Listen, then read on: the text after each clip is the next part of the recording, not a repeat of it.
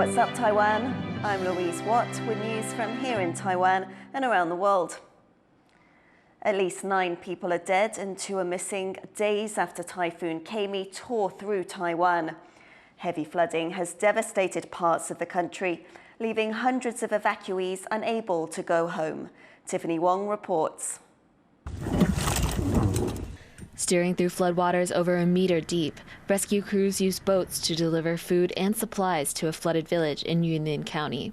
It's one of many villages across central and southern Taiwan that have faced torrential rain even after Typhoon Gaemi left the region. Despite taking precautions before the storm hit, many were still overwhelmed by the deluge. The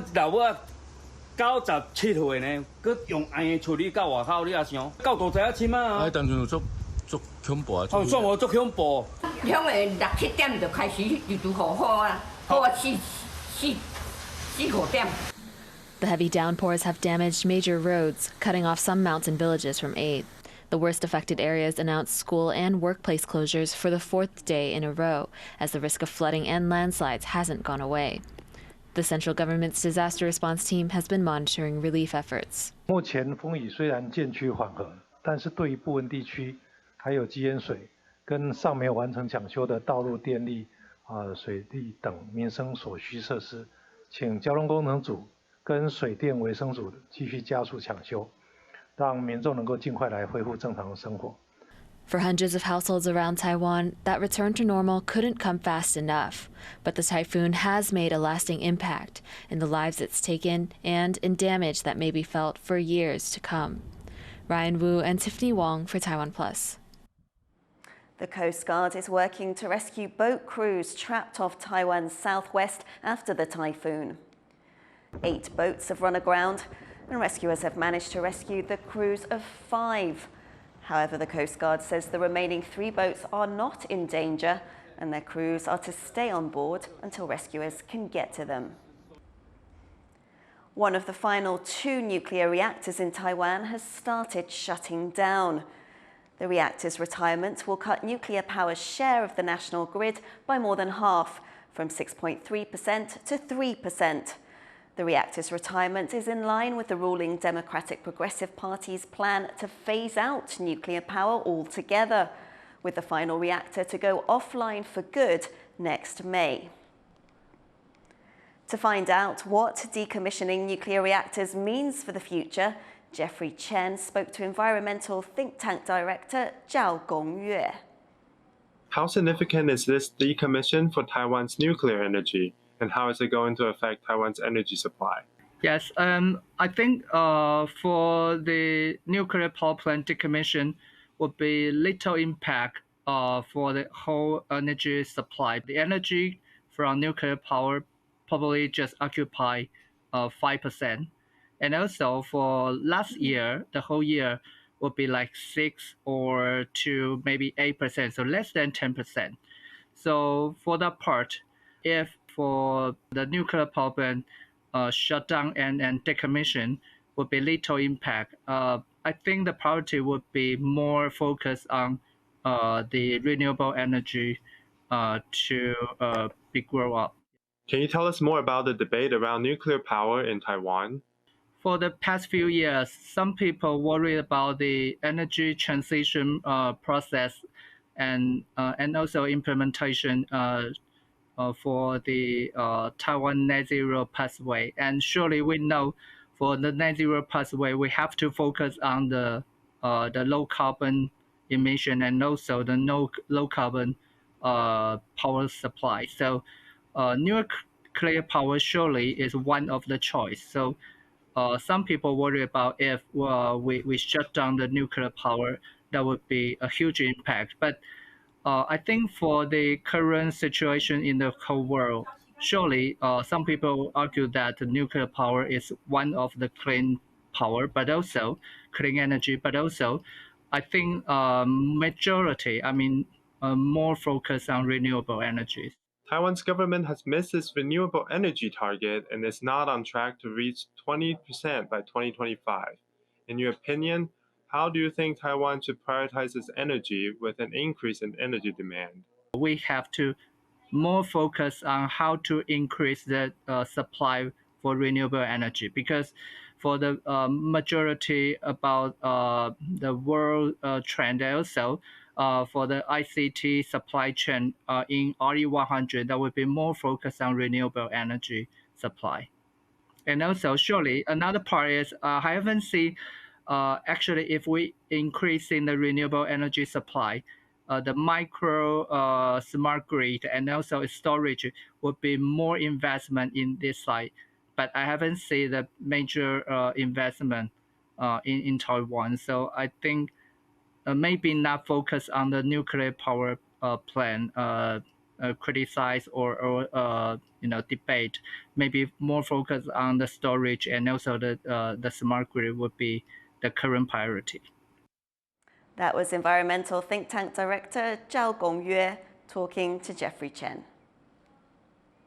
Wildfires are blazing through Canada, burning down millions of hectares of forest and forcing tens of thousands of people to evacuate.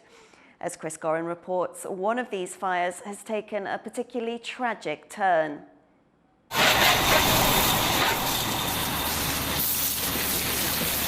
Firefighters worked to put out the smoldering remains of burned-down buildings in the town site of Jasper in Western Canada. Over 30% of buildings here are destroyed after wildfires tore through the historic town and the nearby Jasper National Park. Local officials and townspeople gathered to assess the damage and process their loss. I see memories of life. And now it's memories of family and fun. Oh. Wildfires continue to blaze throughout Canada. The roughly 175 active wildfires in Alberta province alone have already burned through an area the size of New Jersey. But it's the fire in Jasper that has drawn most concern, due to the destruction it's brought to a historic town and nearby national park. Alberta Premier Danielle Smith held back tears when discussing the devastation. For many generations, the town of Jasper and the park surrounding it have been a source of pride.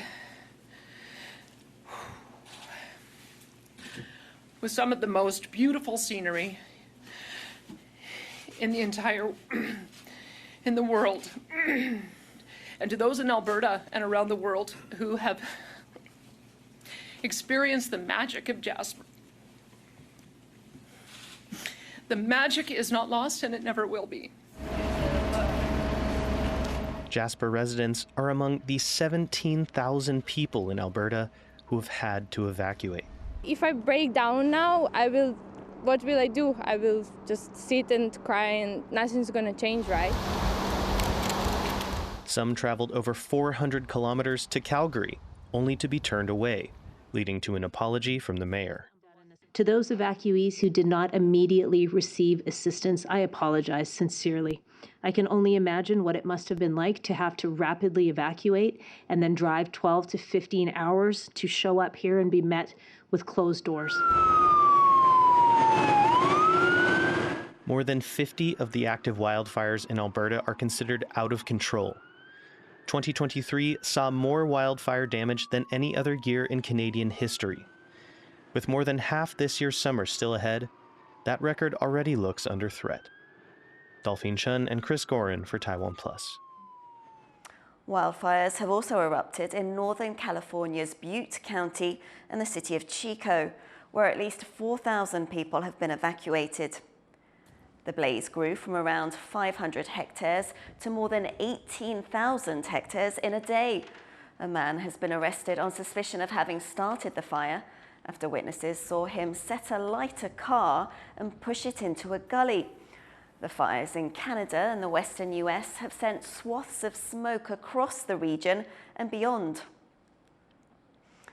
The new UK Foreign Secretary says his country wants to engage with the ASEAN group of nations to help solve global issues. Today, geopolitical rivalry is again on the rise. From Ukraine to Gaza, there are more active conflicts than at any time since 1945. We cannot treat these conflicts in isolation. Prosperity and stability in the Euro-Atlantic and the Indo-Pacific are indivisible. It's the first time that a top UK official has met the bloc since Labour took power earlier this month. David Lammy also met with Chinese Foreign Minister Wang Yi during the summit, where he said London would seek to cooperate, compete and challenge in its ties with Beijing. The Olympic Games are underway after an opening ceremony that dazzled despite the Paris rain. The Eiffel Tower lit up with the Olympic rings, and a hot air balloon carrying the Olympic flame lifted off into the sky. The balloon will hover in the air from sunset until the early hours of each morning while the Games are on. Competitors, including tennis star Serena Williams, sailed along the River Seine, the first time an opening ceremony has taken place outside a stadium. Faced with frequent typhoons and earthquakes, Taiwan is a country where natural disasters are a fact of life. To deal with the challenge, a disaster readiness movement born in Japan is gaining followers. As John Van Trieste reports, certified volunteers are organising not just to respond to emergencies, but to lower risk factors before they happen. A team of volunteers clears a creek bed of fallen branches. Today the water is all dried up, but when storms come, debris blocking the creek's path makes the water rise dramatically, overflowing the stone embankments that hold it in, and even putting people below these hills at risk. From floods and typhoons to earthquakes and landslides, Taiwan is a place where natural disasters are simply part of life. And until recently, first responders and the military were the only hope for people caught in their path. But since 2018, a trend imported from nearby Japan, a nation prone to many of the same disasters, has started to change that. 防灾士当初在日本呢，其实也是因应的很多的一个灾害情况发生，有很多热心的一个民众，那希望能够到现场帮忙，但是呢，这些民众可能也不一定有受过一些专业的一个训练，所以呢，日本就建立这样的一个制度，然后希望培训一些比较有专业技能跟观念的一个人员。That training begins in classrooms like this, where volunteers undergo 2 days of rigorous instruction in CPR and other essential skills. At the end, there's an exam, and those who pass become certified community safety specialists. They're not only on the front lines when disaster strikes, but also there to reduce risk factors, even simple ones like fallen branches in a creek bed. 在他的基本的技能，包括受伤的救护急救，甚至说他对于这个整个将来他可以作为宗旨教官去推动社区的防灾。这个我们一系列都会在2天内密集的个防灾士来受训。 让他可以独立的照顾自己、照顾家人、邻居的帮忙，甚至可以规划社区怎么去做这些防灾工作。The community aspect is important. In many cases, those who pass the exam band together with others in their community, patrolling, removing risks, and checking in on vulnerable neighbors, warning them of approaching storms and other dangers. Some are even organized to the point that when disaster does strike, they all know beforehand what their duties will be. Some who've seen these groups in action say this level of structure and readiness has already paid off. 像我们这次04、03发生的事故，我们就把我们族群一报，我们的防灾士的大家聚于一体，我们就去协助人家。So far, 280,000 disaster response volunteers have been trained on the Japanese model. When compared with Japan, that's still a low number per capita, though. That's why class organizers want 150,000 more certified by 2026. Ready for any future disasters. Jeffrey Chen and John Van Trieste for TaiwanPlus. Thank you for watching What's Up Taiwan. You can visit the TaiwanPlus website or follow our social media for more stories from Taiwan and around the world. Finally, we travel to the United States for the San Diego Comic-Con. I'm Louise Watt. Take care. We'll see you next time.